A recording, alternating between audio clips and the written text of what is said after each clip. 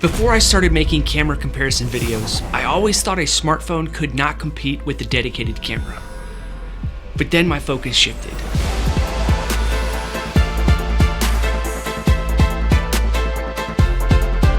Today, we're going to look at their differences from a real-world usability standpoint. Out of the gate, if I didn't see these two shots side by side, I'm not sure I could tell which one was which. The skin tones look great to my eyes, but that's when we are in a well-lit environment. If anything, I may see a little difference in the white balance, but that's mainly in the background. But when I put both of these cameras into a backlighting situation, camera A seems to hold onto the colors a lot better than camera B. So what I've learned with both of these cameras is if you give the subject a proper amount of light, the skin tones will look pretty real. But when I get myself into a precarious lighting situation like this low light shot, the differences really start to show themselves. Camera B has a greater distance and tonal values, as you can see with this particular shot. For example, look at the lighting that's hitting this girl's face. Camera A tends to lift the midtones and blends the shadows and the lighting all together, whereas camera B has a distinct lighting shift with more predominant shadows on the contours of her facial structure. I also turned on video portrait mode on the S25 Ultra, and for this shot, camera A blends all of the lighting together a lot better, which in my opinion doesn't look all that bad, whereas camera B is almost begging for a little bit more key light on her face. And the final major difference I see in the lighting is in the background here. This is the second instance where I see a different color background, but this time it's pretty significant. You have yellow lights with camera A and a closer to orange color light reflection on the brick wall with camera B. These are just some of the many comparison tests that I did with both of these cameras so that you can figure out which one is better for you. I've left a link to some of the raw files from this video in the description in case you'd like to download them and play around with some of that footage as you follow along. Totally free of charge, I just ask for you to like this video in return. This video is not sponsored by Samsung or by Sony. In fact, this video is not sponsored at all. If you'd like to support the channel, you could subscribe and that would be greatly appreciated. Today, some of the things we're going to compare is their log performance when it comes to dynamic range. We're going to do some night shooting along with extremely low light. We'll be doing some photography both in low light and in the street, along with doing some skin tones in low light. We'll do a fake blur versus real bokeh test. We'll compare their stabilization. We'll do some vertical content shots, take a look at their autofocus systems, and overall usability. All right, I'm ready to do this again. You ready? Let's go.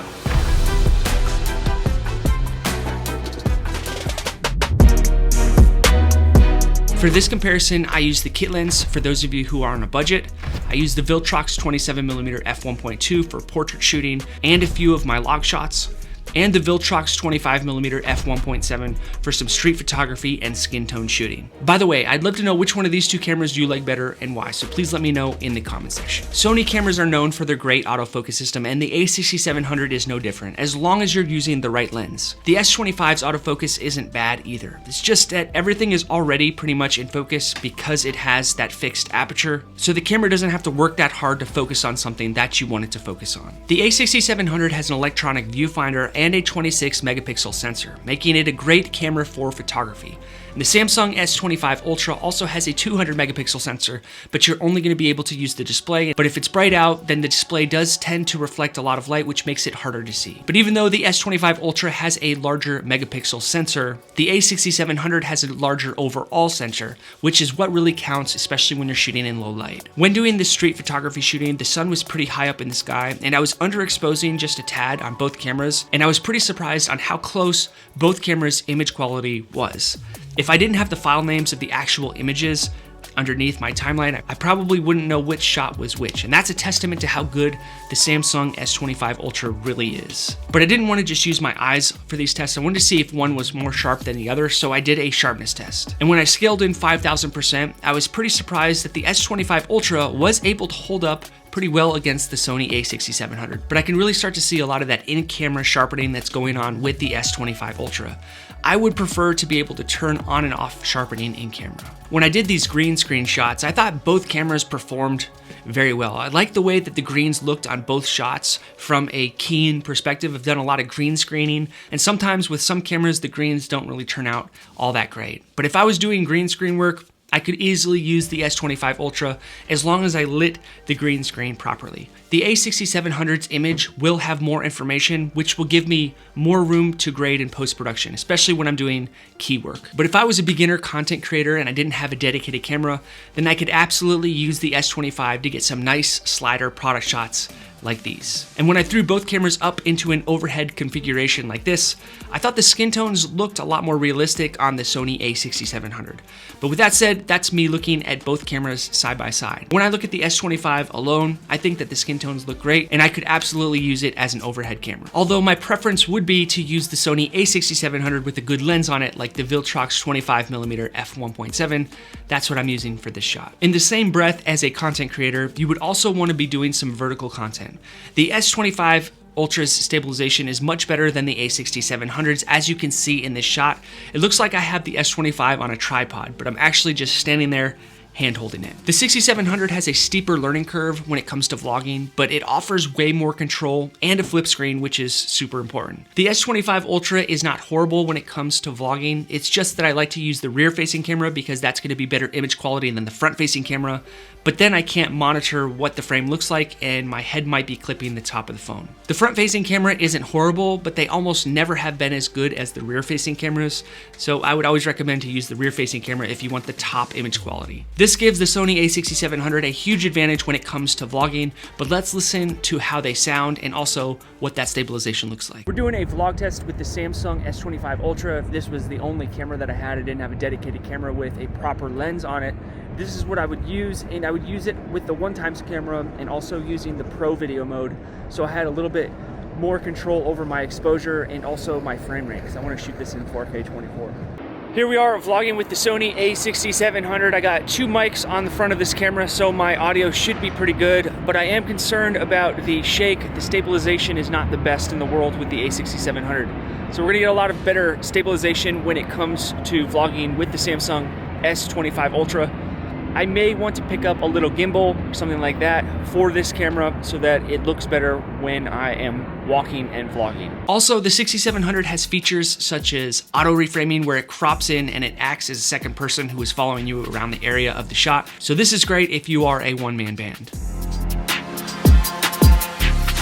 When I compared the log footage out of the S25 Ultra to the S-Log footage out of the a6700, I do have a lot more room to grade the colors with the 6700 because there's more detail due to the sensor size.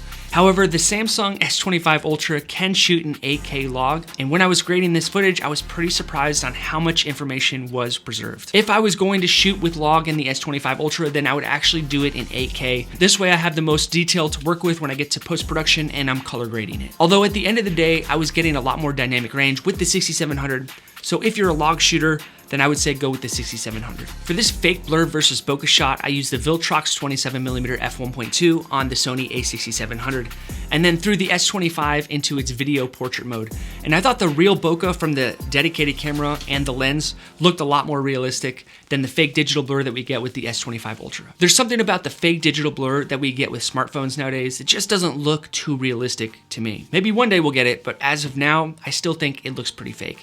Whereas the blur from the Sony a6700 looks way more realistic, and you can tell it was shot with a dedicated camera with a dedicated lens on it. Now let's talk about low light. I wouldn't say that the 6700 completely destroys the S25 Ultra in low light if you're using the kit lens like I was. And as you can see in most of these moving type shots where we have a little bit more of a wide angle, it's kind of an establishing shot, I didn't see too much of a difference. But you really start to see a difference when you start to shoot skin tones in the low light environment, especially around her facial contours. Just look at this shot with the S25 Ultra and how you get a lot of that color mush in the skin tones. Whereas the a6700, you see a lot more detail, and that's where the bigger sensor from the 6700 excels over the smaller sensor in the S25 Ultra. When we go into the night hours, there is a distinct difference in how both sensors take in direct light from these street lamps. If you notice the transition between light and dark, that's where we're gonna start to see a lot of noise. Take a closer look here and you can see the transition or the halation effect between the lights and the dark. It looks pretty clean on the S25 Ultra. But then now look at all the noise that we get with the Sony a6700 in the same area. I find this fascinating because in theory, the 6700 should have less noise. Please let me know why you think in this particular lighting environment, we get a lot more noise between the light and the dark with the a6700. But when I underexposed both cameras and I was shooting this business hour sign, I got the noise a little bit more under control with the 6700. And in this case, I saw a little bit more noise with the S25 Ultra. However, for this flag shot, I had to double check the files to make sure that my comparisons in the timeline were correct, because I couldn't figure out which one was the right camera if I was just looking at this. I was pretty surprised on how good the S25 Ultra did in both maintaining the color of the flag and reducing the noise in the darks or in that nighttime sky. Now, one deficiency the S25 Ultra does have is in this train shot. You can see that the autofocus does not work as well when you are in low light. And that's definitely where the 6700 would excel, is in autofocus in low light shooting. But those are just general low light night shots that you might find yourself trying to get if you're, say, a travel vlogger with either of these cameras, but I want to drill down more on those skin tones in low light. Low light skin tone shooting is pretty important, and it could be the make or break deal between what people are using both of these cameras for. When I put both cameras side by side, you see a lot of that mushy skin tone thing we talked about earlier with the S25 Ultra. And that goes with both lighting scenarios. It's not just that one of these girls was lit better than another, so that's why the camera wasn't able to establish a good image quality. And I made sure to get different angles as well, just to see if this same type of scenario would repeat itself, which after looking at all of these results, I think they did.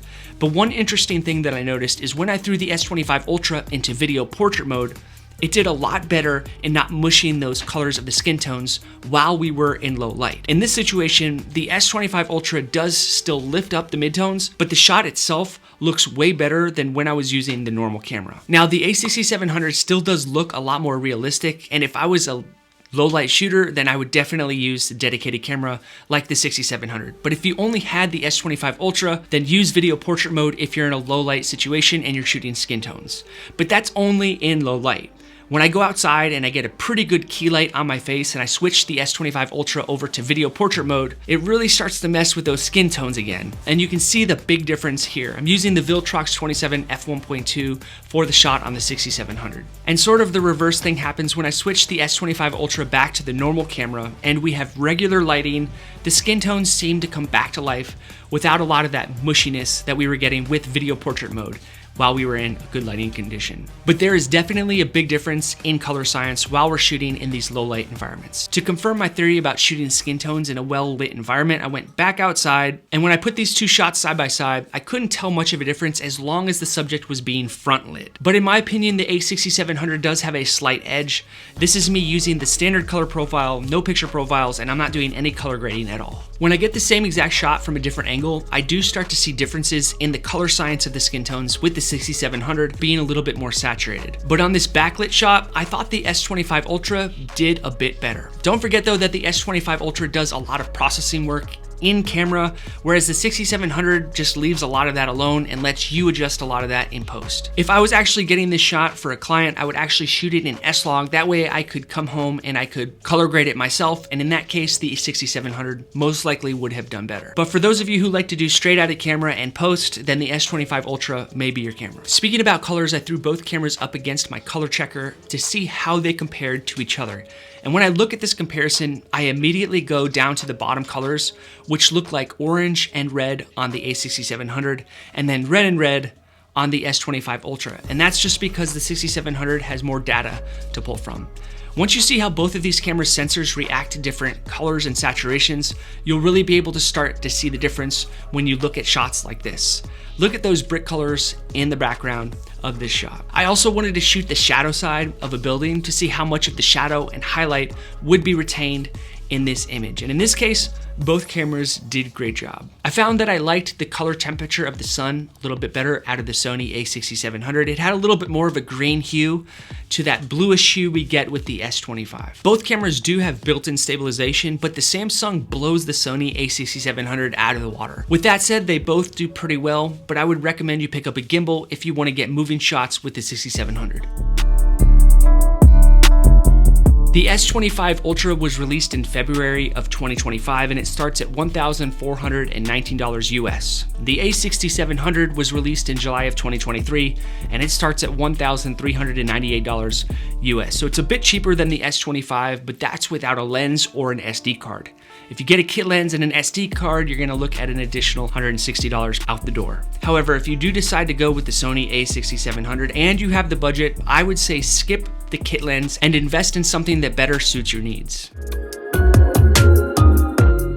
There's a stark contrast in size and form factor between the S25 Ultra and the Sony a6700. The S25 Ultra is way more portable and convenient, whereas the Sony a6700 is more versatile and has a better image quality, especially when you're in low light. Also, the 6700 has a lot more customization on the outside because it is a dedicated camera.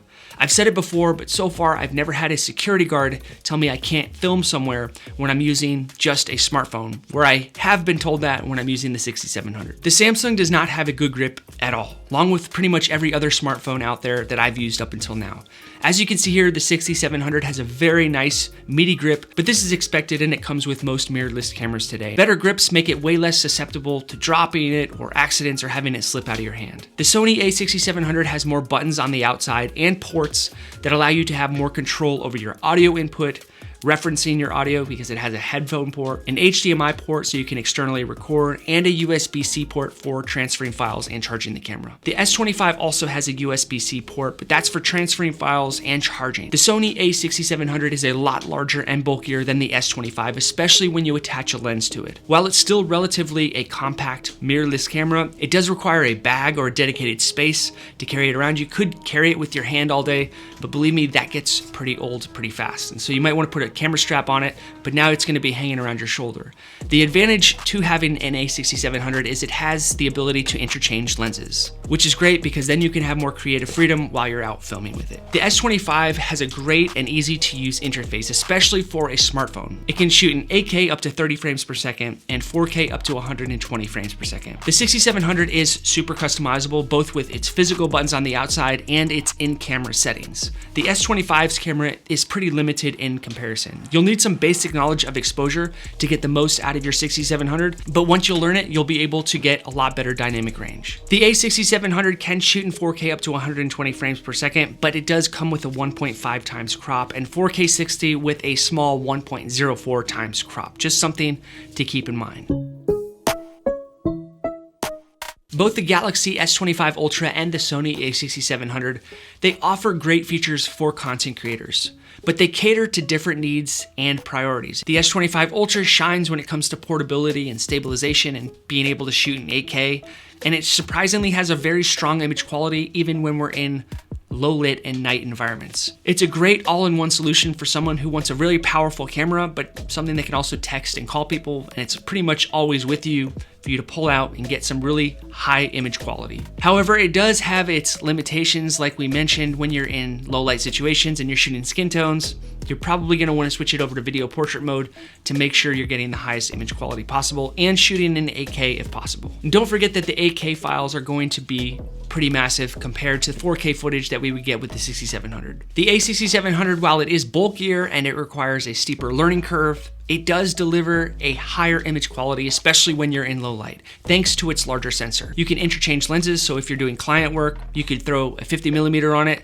so you can get some nice looking headshots, and then you could throw a wide angle lens on it if you wanted to go out and get some B-roll right after that. It's got the customizable settings, it has an EVF in case you're into photography, and it's got a great grip on it, so you're probably not going to drop it as often as you do your phone. When it comes to both of these cameras, I prefer the Sony a6700 because I like the ability to customize my camera, be able to interchange the lenses, have a better grip, and just have a more intentional experience. Whereas with a phone, I find myself using it as a phone, and then it just becomes a phone and you forget that you even have a camera on it. Please let me know in the comments which one of these two cameras you like better and why. Thanks for watching this video. I'm Joe with the Film Alliance, and until the next one, I'll see you next time.